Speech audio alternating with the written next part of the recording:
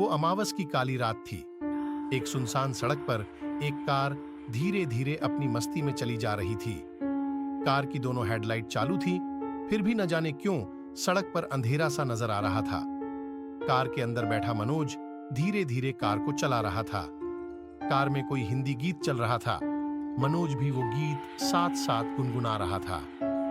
रात के 10 बज चुके थे और अंधेरा भी पहले से अधिक बढ़ चुका था। सांसारिक चिंताओं से दूर अपने आप में मग्न होकर कार को चलाए जा रहा था।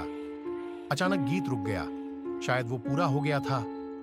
अचानक उसे याद आया कि कुछ देर पहले उसे दीपक ने फोन करके कहा था, मनोज, तुम्हें मालूम है ना, आज मेरा जन्मदिन है।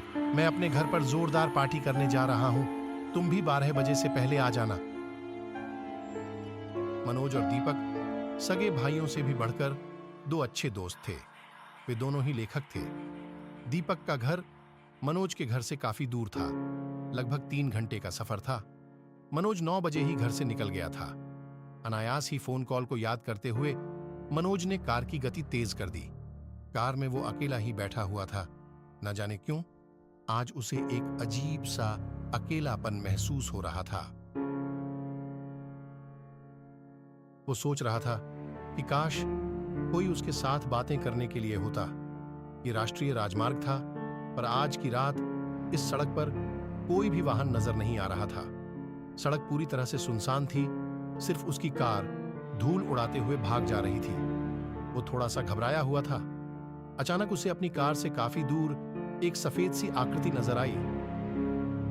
पहले तो उसे कुछ साफ नजर नहीं आया, परंतु जब उसकी कार थोड़ी नजदीक गई तो उसने देखा कि वह एक लड़की थी। उस लड़की ने मनोज की तरफ कार रोकने का इशारा किया। मनोज ने भी उस लड़की के पास जाकर कार रोक दी।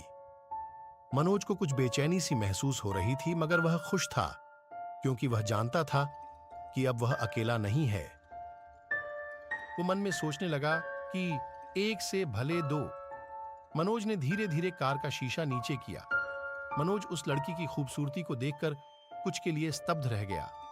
उसने अपनी जिंदगी में आज तक इतनी खूबसूरत लड़की कभी नहीं देखी थी। सफेद कपड़े, सफेद रंग, पलकों के मस्कारे, होठों की लाली, गले का चमकता हार, कान की बाली। ये देखकर मनोज, क्या कोई भी अपलक रह जाए? वो लड़की कोई परी जैसी नजर आ रही थी। लड़की ने कोमल और मीठी आवाज में धीरे से पूछा, क्या आप मुझे शहर तक छोड़ देंगे?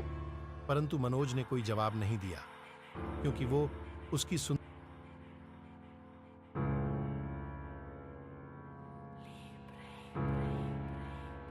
क्या आप मुझे शहर तक छोड़ देंगे? मनोज ये सुनकर अचानक होश में आ गया। उसने लड़की के चेहरे की ओर देखा और मुस्कुराते हुए बोल पड़ा, जी क्यों नहीं, बैठिए ना। लड़की कार की पीछे की खिड़की खोलने लगी। ये देखकर मनोज निराश सा हो गया।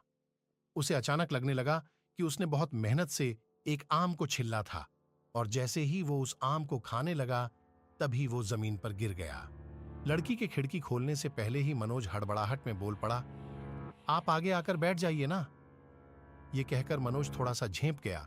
वो मन में सोचने लगा कि उसे लड़की को ऐसा नहीं कहना चाहिए था। लड़की ने भी शक भरी निगाहों से मनोज की ओर देखा और आगे मनोज के पास आकर बैठ गई। मनोज ने अब राहत की सांस ली। उसने कार चलाना शुरू किया। वह बिल्कुल धीरे धीरे कार चला रहा था। मनोज ने फिर से उस लड़की की ओर देखा। वह लड़की 20-22 साल की लग रही थी। मनोज को अनुभव हुआ कि उसकी उम्र भी उतनी ही है और वह गदगद हो उठा। हालांकि मनोज हमेशा ही अपने लेखों में लिखता था कि मुझे हैरानी होती है कि आज का युवा लड़कियों में इतनी दिलचस्पी क्यों लेता है। यहां तक लड़कियों की सुंदरता का सवाल है तो वह क्षणिक होती है, कोई अमर नहीं। आज उसे अचानक महसूस होने लगा कि उसने जो कुछ भी अपने लेखों में लिखा था सब कुछ गलत था। आज उसका मन कर रहा था कि वह अपने सभी लेखों को फाड़ दे और उनके टुकड़े टुकड़े कर दे। वे दोनों अब तक कार में खामोश बैठे थे, परंतु मनोज से रहा नहीं गया। उसने चुप्पी तोड़ी। आपको कहाँ जाना है? लड़की कुछ देर खामोश रही, फिर वह बोली, शहर में मिस्टर सदाव के नाम से एक बिल्डिंग है, उसी बिल्डिंग के मकान नंबर 18 में मैं रहती हूँ। मनोज ने फिर से उस लड़की से पूछा, आप इतनी रात को सड़क पर क्या कर रही थी? आपको डर नहीं लगता? यह सुनते ही लड़की जोर जोर से हंसने लगी और बोली, वह भी मुझे। क्या तुम्हें भूतों में विश्वास है? मुझे तो बिल्कुल भी नहीं। कुछ देर लड़की खामोश रही और फिर बोली, सड़क के पास वाले जंगल में एक कब्रिस्तान है। मेरी एक दोस्त है जिसका नाम सोफिया था। वो एक एक्सीडेंट में मारी गई थी। मैं हर अमावस की रात उसकी कब्र पर फूल चढ़ाने जाती हूँ। ये कहते ही लड़की मायूस हो गई। मनोज को उसकी बातें सुनकर कुछ डर सा लगने लगा। मनोज इस सड़क पर पहली बार आया था। मनोज कुछ देर खामोश रहने के बाद फिर बोल पड़ा, यह सड़क इतनी सुनसान क्यों है? लड़की ने मनोज की ओर शक भरी निगाहों से देखते हुए कहा, आप इस सड़क पर पहली बार आए हैं?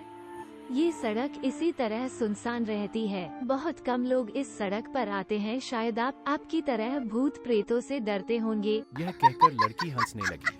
मनोज को उस लड़की का हंसना बहुत अच्छा लग रहा था। वह भी उसके साथ हंसने लगा। बातों बातों में मनोज को पता ही नहीं चला कि वह कब शहर में घुस गया। लड़की ने एक बिल्डिंग के आगे कर रोकने को नहीं कर रहा था कि वह वहां पर कार रोके और वह लड़की कार से उतरे। वह चाहता था कि वह लड़की पूरी उम्र उसके साथ रहे, पर वह चाह कर भी कुछ नहीं कर सकता था। उसने उस बिल्डिंग के आगे कर रोक दी।